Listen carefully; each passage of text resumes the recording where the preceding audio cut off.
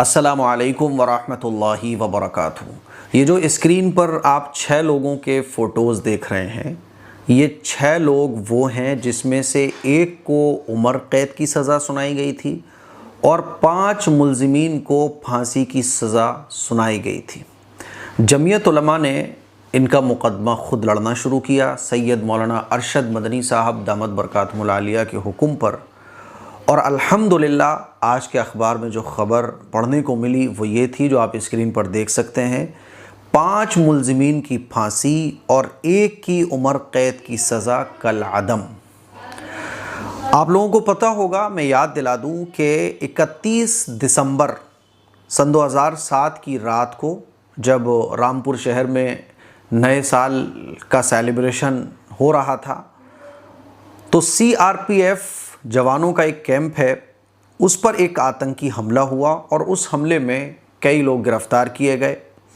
तो जो निचली अदालत है उन्होंने सन 2019 में इन 6 लोगों को फांसी की सज़ा, 5 को और 1 को उम्र कैद की सज़ा सुनाई गई थी।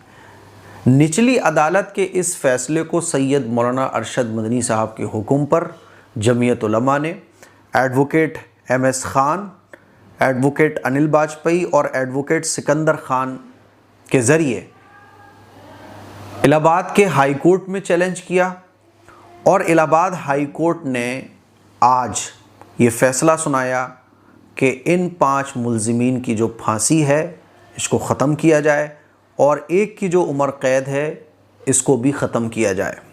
आप पूरी ख़बर स्क्रीन पर पढ़ सकते हैं। इलाहाबाद हाई कोर्ट ने 6 मुसलमानों को 18 साल के बाद इंसाफ दिया। आर्म्स एक्ट के तहत दी गई 10 साल की सज़ा को भी सुप्रीम कोर्ट में चैलेंज करने पर गौर चल रहा है, क्योंकि 10 साल ये ऑलरेडी जेलों में गुजार चुके हैं, 18 साल इनको जेलों में हो चुकी हैं। जमीयत उलमा ने कानूनी मदद फराहम की। जमीयत उलमा हिंद ने अब तक हज़ारों लोगों को जो बेकसूर जेलों में सड़ रहे थे उनके मुकदमे लड़े हैं और अल्हम्दुलिल्लाह उनको रिहाई भी मिली है। मौलाना अरशद मदनी साहब ने क्या कहा है? मौलाना अरशद मदनी साहब ने कहा कि वकला ने अदालत में दहशतगर्दी के इल्ज़ाम का सारा झूठ बेनकाब कर दिया। और मौलाना अरशद मदनी साहब ने क्या कहा वो भी मैं आपको सुनाना चाहता हूँ। अरशद मदनी साहब ने इलाहाबाद हाई कोर्ट के फ़ैसले पर इत्मीनान का इजहार करते हुए कहा कि आज जो लोग दहशतगर्दी के इल्ज़ाम से बरी हुए हैं उनके घर वालों के लिए एक बड़ा दिन है, क्योंकि इसके लिए उन्हें 18 बरस तक इंतज़ार करना पड़ा। ये 18 बरस उन्होंने उम्मीद और नाउम्मीदी की जिस ख़तरनाक तकलीफ़ में गुजारे होंगे हम इसका तसव्वुर नहीं कर सकते। और ये बिल्कुल हकीकत बात है। ये 6 लोग जिसमें से 5 को फांसी की सज़ा हो गई थी और 1 को उम्र कैद, सोचकर देखिए कि 18 साल कोई मामूली अरसा नहीं होता है। इस 18 साल में इनके घर वालों पर क्या गुजरी होगी और इन पर क्या गुजरी होगी। हज़रत मौलाना अरशद मदनी साहब ने वकीलों का भी शुक्र अदा किया जिन्होंने अदालत में ऐसी ज़बरदस्त बहस की कि दहशतगर्दी का इल्ज़ाम सारा का सारा बेनकाब हो गया। तो एक तरफ तो ये खुशी की बात है कि इंसाफ मिला, लेकिन इस तरह की ख़बरें हम लोग पढ़ते रहते हैं कि जमीयत उलमा ने पैरवी की, 18 साल के बाद, 15 साल के बाद, 10 साल के बाद बरी हो गए। लेकिन सवाल एक ये पैदा होता है कि जो असल मुजरिम थे फिर वो कहाँ हैं, और असल मुजरिमों को जो बचाया गया वो बचाने वाले कौन थे। अब 18 साल तो इनके गुजर गए। जब ये लोग गिरफ्तार हुए होंगे तो किस तरह से मीडिया ने वावेला मचाया हम सब लोग जानते हैं। किस तरह से मुसलमानों को टारगेट किया गया होगा ये भी हम सब लोग जानते हैं।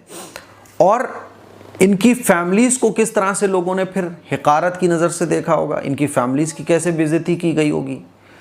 और इन लोगों की किसी की नई शादी होती है, कोई जवान होता है, कोई पढ़ाई लिखाई कर रहा होता है। अब 18 साल जेल में गुजारने के बाद मुझे बताइए कि इनके फ्यूचर में अब क्या बचा, इनकी ज़िंदगी में अब क्या बचा। इनकी जो बीवियां जो बूढ़ी हो चुकी होंगी फ़िक्रों में, बच्चे यतीम हो गए एक तरीके से, बच्चों की बाप ही तो निगरानी करता है। 18 साल के बाद इनको इंसाफ तो मिल गया है, लेकिन ये इंसाफ अभी अधूरा है।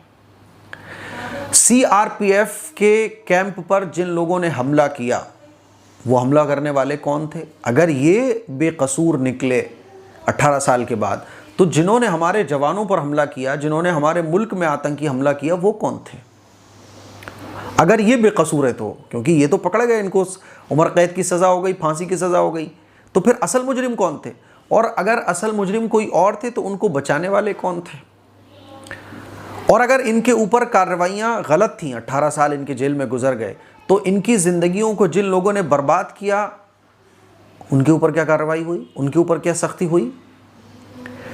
ये कुछ सवालात हैं जो मेरे माइंड में आए कि यार एक आदमी की तो ज़िंदगी गुजर गई पूरी, 18 साल पूरी ज़िंदगी उसकी एक तरीके से चली गई।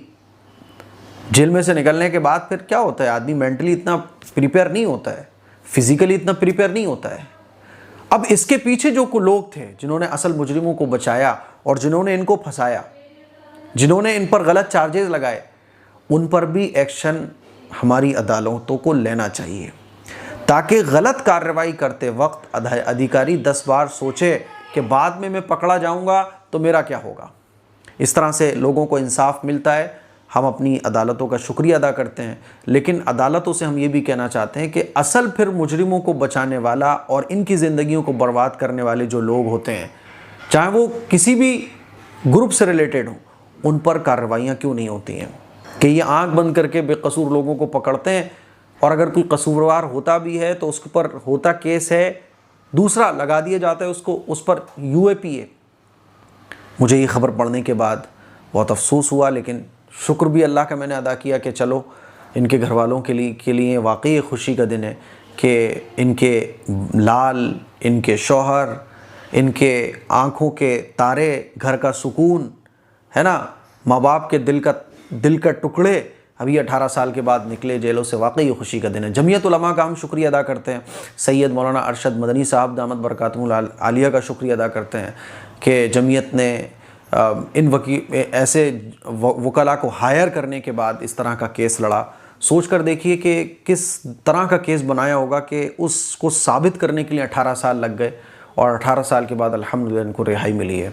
मैं अपने नौजवानों से भी ये बात कहना चाहता हूँ कि आप जज बनिए, आप वकील बनिए, आप लॉयर बनिए, आप कानून की पढ़ाई कीजिए। कानून को जानने वालों के लिए हमें बहुत ज़रूरत है। आज जो मुसलमानों की एक बड़ी तादाद जेलों में है, वो बाहर कैसे आएंगे? आप नौजवानों की हमें ज़रूरत है जो कानून को पढ़ें, कानून को समझें, और कानून को ऐसे समझ लें कि वो कानून की लड़ाई कानून के ज़रिए अच्छे तरीके से लड़ सकें।